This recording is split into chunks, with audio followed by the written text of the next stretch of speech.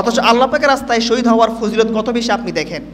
নবী বলেন, লা গাদওয়াতুন ফি সাবিলিল্লাহি আও রাওহাতুন খায়রুন মিনাদ দুনিয়া ওয়া মা ফিহা। যে ব্যক্তি কিনা আল্লাহ পাকের রাস্তায় একটা সকাল এবং একটা বিকাল অতিবাহিত করে, আল্লাহর রাস্তায় এক সকাল এক বিকাল অতিবাহিত করা দুনিয়া এবং দুনিয়ার মাঝখানে যা কিছু আছে সব কিছু থেকে উত্তম। সুবহানাল্লাহ পাঠ করেন। নবীজি আরেক হাদিসে বলেন, মাগবাররাত কদামা আবেদিন ফি সাবিলিল্লাহ ফাতামাসসাহুন নার।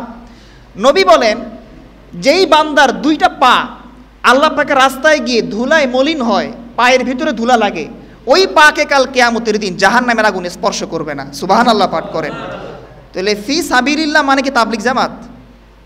কথা বুঝেন নাই?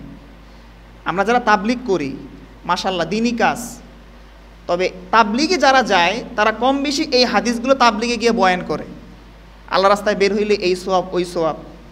কিন্তু অনেক মুহাদ্দিসিনে কেরাম তারা সতর্ক করেছেন যে এখানে ফি সাবিলিল্লাহ মানে সমস্ত মুহাদ্দিস একমত, এই হাদিসগুলো নবীজি বলেছেন জিহাদের ক্ষেত্রে, ঠিক কি না?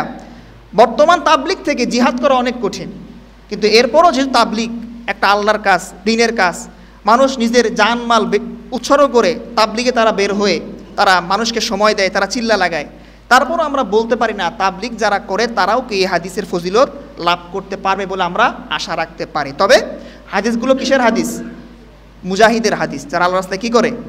জিহাদ করে। এদের জন্য যারা কিনা আল্লাহ পাক রব্বুল আলামিনের রাস্তায়, তাদের প্রসঙ্গে আল্লাহ পাক রব্বুল আলামিন কোরআনে পাকে আমাদেরকে বলেছেন, ওয়ালা তাহসাবান্নাল্লাযীনা কুতিলু ফি সাবিলিল্লাহি আমওয়াতা বাল আহইয়াউন ইনদা রাব্বিহিম ইউরযাকুন।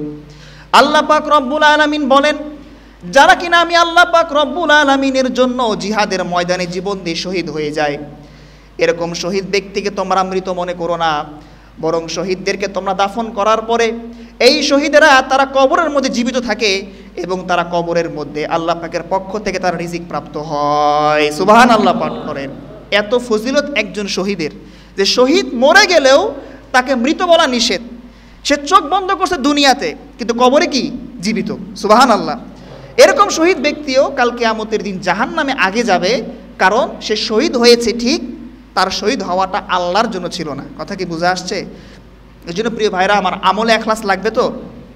আল্লাহ আমাদের সকলকে এখলাসের সহিত আমল করার তৌফিক দান করুন, সকলে বলি আমিন।